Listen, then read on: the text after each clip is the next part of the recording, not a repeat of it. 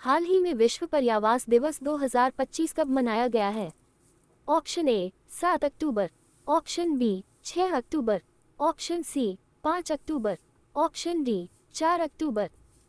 Correct answer explanation. हर वर्ष अक्टूबर के पहले सोमवार को पूरी दुनिया विश्व आवास दिवस वर्ल्ड हैबिटेट डे मनाती है। ये दिन मानव बस्तियों की स्थिति पर विचार करने और प्रत्येक व्यक्ति के उचित आवास के अधिकार को पुनः स्थापित करने का अवसर प्रदान करता है।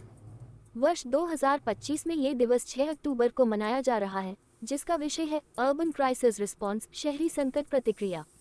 इस वर्ष का फोकस जलवायु परिवर्तन, संघर्ष, असमानता और लचीले, रेजिलिएंट एवं समावेशी शहरों की आवश्यकता जैसे तत्काल शहरी चुनौतियों का समाधान खोजने पर है।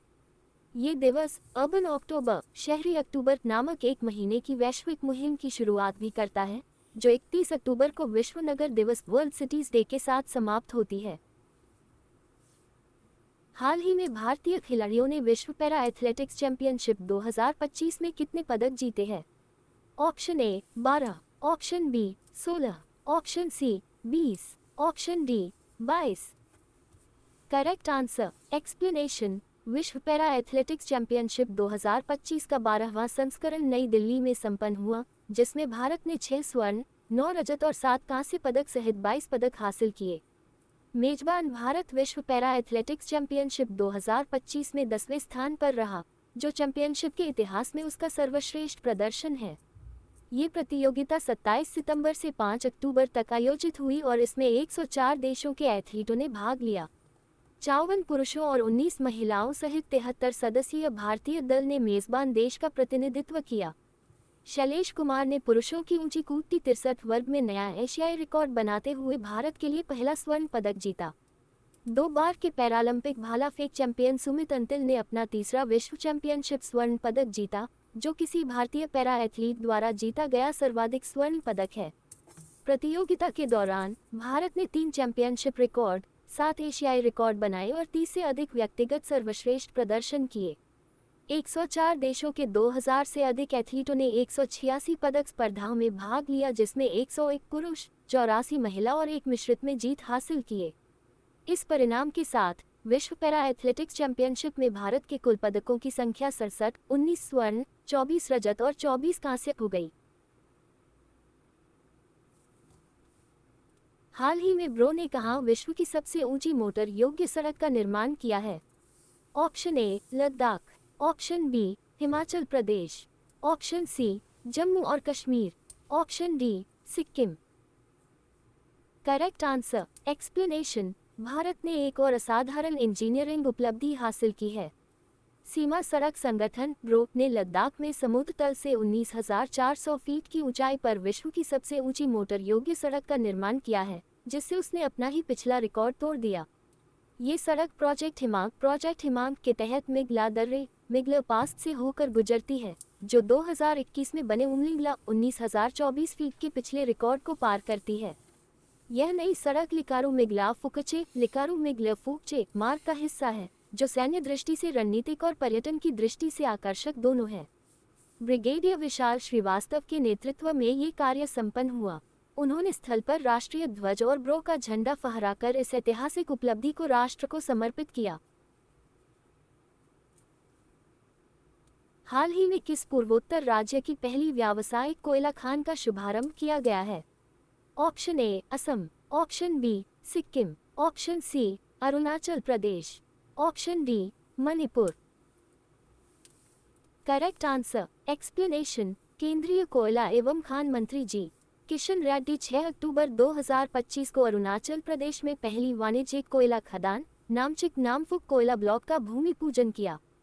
कोयला मंत्रालय ने बताया कि इस खदान से राज्य को सालाना 100 करोड़ रुपए से अधिक का राजस्व प्राप्त होने की उम्मीद है, जिससे युवाओं के लिए रोजगार और समृद्धि का सृजन होगा। मंत्रालय ने यह भी बताया कि यह पहल प्रधानमंत्री नरेंद्र मोदी के ईस्ट सशक्तिकरण, कार्य, सुदृढ़ीकरण, परिवर्तन के दृष्टिकोण को आगे बढ़ाती है। इस कार्यक्रम के दौरान श्री रेड्डी 100 वृक्षारोपण पहल के तहत एक वृक्षारोपण अभियान में भी भाग लेंगे। ये पहल प्रधानमंत्री श्री नरेंद्र मोदी के ईस्ट के विजन सशक्त बनाओ, कार्य करो, मजबूत बनाओ, रूपांतरित करो को आगे बढ़ाती है, जो पूर्वोत्तर में हर पहल के लिए एक मार्गदर्शक दर्शन है। हाल ही में कोल इंडिया की पहली महिला केंद्रीय स्टोव इकाई का उद्घाटन किस राज्य में हुआ है? Option A Jharkhand, option B Chhattisgarh, option C Odisha, option D Bihar.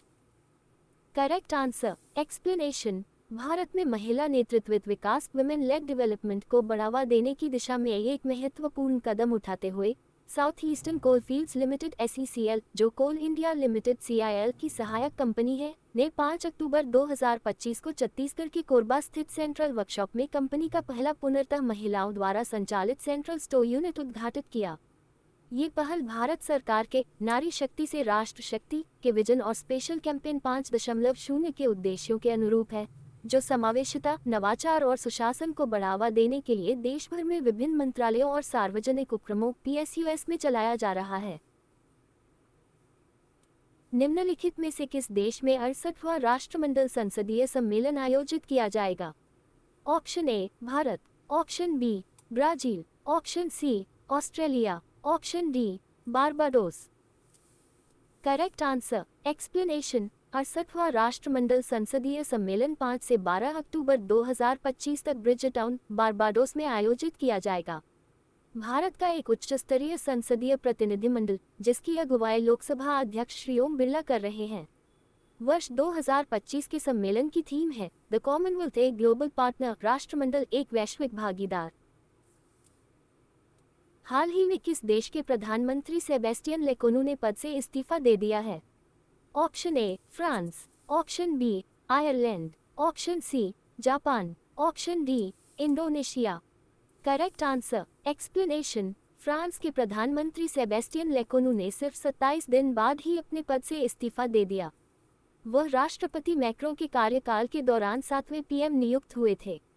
27 दिन के कार्यकाल के बाद लेकोनु के इस्तीफे ने उन्हें हाल के फ्रांसीसी इतिहास में सबसे कम समय पद पर रहने वाला प्रधानमंत्री बना दिया है। उन्होंने 9 सितंबर 2025 को फ्रांस के नए प्रधानमंत्री के तौर पर पदभार ग्रहण किया था। हाल ही में देश भर में कितने इटिस के आधुनिकीकरण के लिए PM सेतु योजना शुरू की गई है? Option A 100, option B 500, option C 1000, option D 1500। Correct answer explanation. प्रधानमंत्री नरेंद्र मोदी ने नई दिल्ली के विज्ञान भवन में आयोजित कौशल दीक्षांत समारोह स्किल्स कॉन्वोकेशन के दौरान प्रधानमंत्री कौशल संवर्धन एवं तकनीकी उन्नयन योजना PM Setu prime minister skill enhancement and technical upgradation का शुभारंभ किया। 60,000 करोड़ रुपए के बजट वाली यह योजना देश भर के 1000 औद्योगिक प्रशिक्षण संस्थानों इटिस को आधुनिक, उद्योगोन्मुख और रोजगार उन्मुख केंद्रों में बदलने का लक्ष्य रखती है। यह महत्वाकांक्षी पहल विकसित भारत 2047 के दृष्टिकोण से जुड़ी है, जिसका उद्देश्य एक नवाचार प्रेरित और कौशलयुक्त कार्यबल स्किल्ड वर्कफोर्स तैयार करना है, जो वैश्विक उद्योगों की बदलती आवश्यकताओं को पूरा कर सके। हाल ही में संध्या शांताराम का निधन हुआ है, वे कौन थी? ऑप्शन ए स्वतंत्रता सेनानी, ऑप्शन बी अभिनेत्री, ऑप्शन सी लेखिका, ऑप्शन डी पत्रकार। Correct answer explanation. अनुभवी एक्ट्रेस संध्या शांताराम का 87 वर्ष की आयु में निधन हो गया। वह झनक झनक पायल बाजे, दो आंखें, 12 हाथ, नवरंग और मराठी मूवी पिंजरा जैसी फिल्मों में अपनी भूमिकाओं के लिए जानी जाती थी। हाल ही में किस देश ने अपने एक द्वीप का नाम बदलकर जुबीन गर्ग द्वीप रख दिया है? Option A Malaysia, option B Singapore, option C Indonesia, option D Bharat. Correct answer explanation. हाल ही में असमिया गायक जुबीन गर्ग का निधन हो गया। उनका निधन तब हुआ जब वह सिंगापुर में एक प्रोग्राम में परफॉर्म करने गए थे। उन्हें कई नामचीन हस्तियों ने श्रद्धांजलि दी। सिंगापुर में भी जुबीन गर्ग को श्रद्धांजलि देते हुए यहाँ के उस द्वीप का नाम बदलकर जुबीन गर्ग द्वीप कर दिया गया है, जहाँ उनका निधन हुआ था। गूगल मैप पर इस द्वीप का नाम जुबीन गर्ग द्वीप दिखा रहा है।